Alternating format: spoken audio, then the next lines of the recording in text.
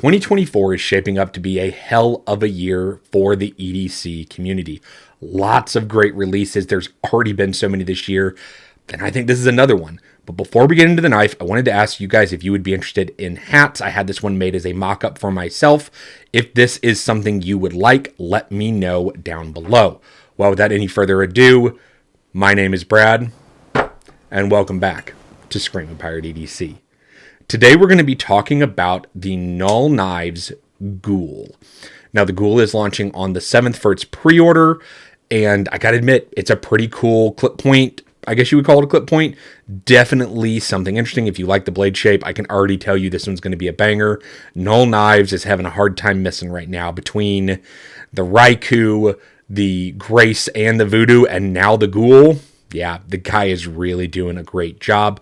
So let's go ahead, top down, and check out the Ghoul.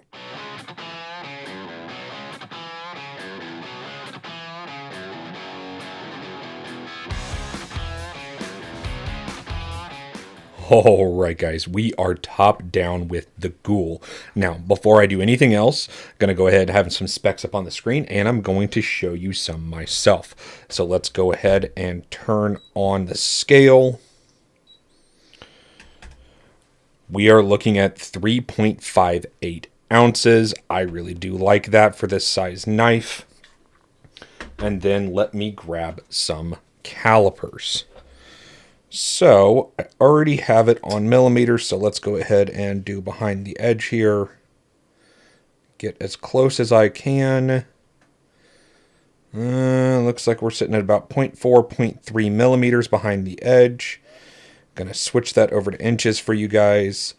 Your stock is going to be 0.11 inches. Your handles are going to be 0.49, 0.5 inches on your handles. And then on your overall blade, you are somewhere in the neighborhood of 3 inches, 3.1 inches. That is pretty good for me. Now, I've only had this knife for a few days, so I haven't had much I could do with it so far. I've mostly been just making sure all the screws are tight and fidgeting it a whole bunch. But before I do any size comparisons, I usually do this later, but I'm going to go ahead and do it now. Let's go ahead and do a few cut tests. So I have a piece of cardboard here that I came in a box with a Death Wish mug. Let's go ahead, see how it cuts.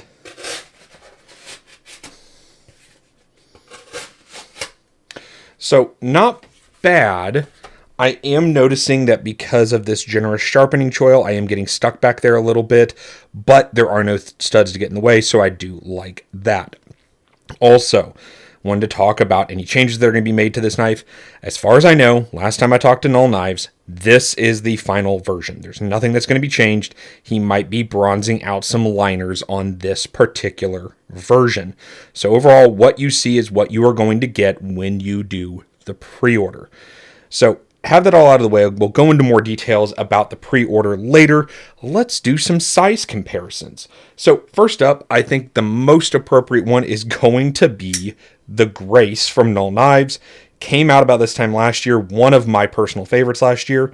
Very, very similar in overall size. If you have a Grace, I think you'll like the Ghoul. I'll put him up there. Let's go ahead and open up the Elder from Brian Efros. Again, very, very similar in overall size, but you do have a longer handle here.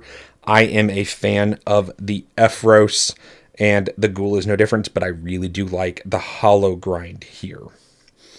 And let me go ahead and grab the Grace one more time for you guys so you guys can see those up close to each other.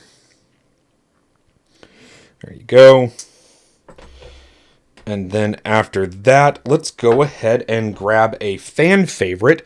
This is going to be the small Sebenza 31. So there you go next to each other. Very, very similar to a Sebenza. I was very surprised at how close they are.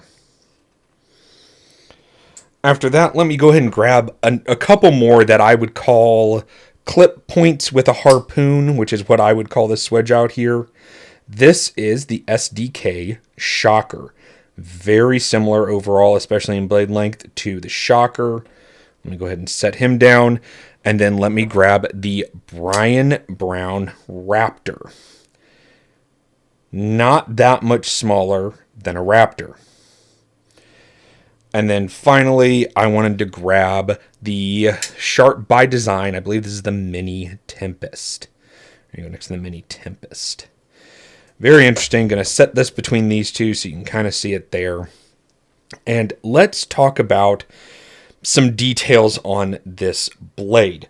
So what I am really liking is some of the milling here. As you can see right through here, it's really helping me have some contact with the knife. Same with up here.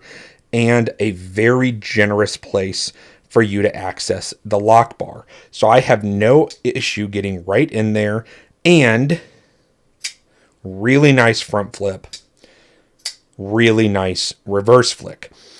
Now, before I get into any complaints, let's go ahead and go over some drop details. I do have some specs here from Null Knives himself. So going to go ahead and read these off to you guys. So the pre-order is going to be on March 7th at 8 p.m. Eastern Standard Time. He is going to leave the pre-order open for 1 week, just one, or until it is sold out. His product estimation for production, estimation is around 7 months. Let me give you that focus, guys. And let's go over some of the configs. So a stonewash config that has a static wash handle, blasted liner, dark stone wash with a rubbed flat on the blade, and then a stone wash or on the clip, and then a satin pivot, satin hardware. That is going to be $325. A blast / blurple is what he's calling the other one. You get a bead blasted handle, frosted satin with rubbed flats on the blade, a blurple liner, blurple spacer, blurple pivot, and blurple hardware is going to be $350. He also has one that is blue and satin. Same thing. You get blue in all your accents, satin on the blade. That's going to be $350. And then this one, which is a PVD and black and gold, so PVD with that, is going to be $350 as well. I really like that price, considering I'm seeing a lot in that range right now, especially versus some of the other ones I've shown you here. So all of that is great. Not many changes from what I can see in the paperwork he sent over to me. I really like full T8, and the S90V is making a comeback. Very surprising, but I do like the steel overall. Now, I do have some complaints here. Because this is the final version, I am going to be nitpicky about this. As a large glove, it's cramped. I'm going to be honest, guys. Because this is such a dramatic angle, it's just, my fingers are really cramped up, and then you can see one's almost overlapping the other. I can get out here if you wear like a 2X glove, but I mean, it is cramped. I'm going to be honest. I do like the jimping out here, but it isn't the most comfortable because of that cramp. I do not feel the clip at all. And which is one of my pet peeves, guys. Also, I wish this was hollow ground. That's a preference. I know that. I would like to see it because it was so damn good on the Grace. But between handle size, not hollow ground, I'm on the fence on this one on whether I'm going to pick one up. I'm not quite sure this is going to be a Plunder, but so far, the action, I mean, there it is left-handed, guys. Because it's like an inset liner, or, you know, an inset frame. Great action. Really great action. So far, I'm impressed. I'm not sure if I'm picking one up, but if you like the look of it, I say go for it. Null Knives is great. He's always doing great designs. I'm personally going to ask for an XL.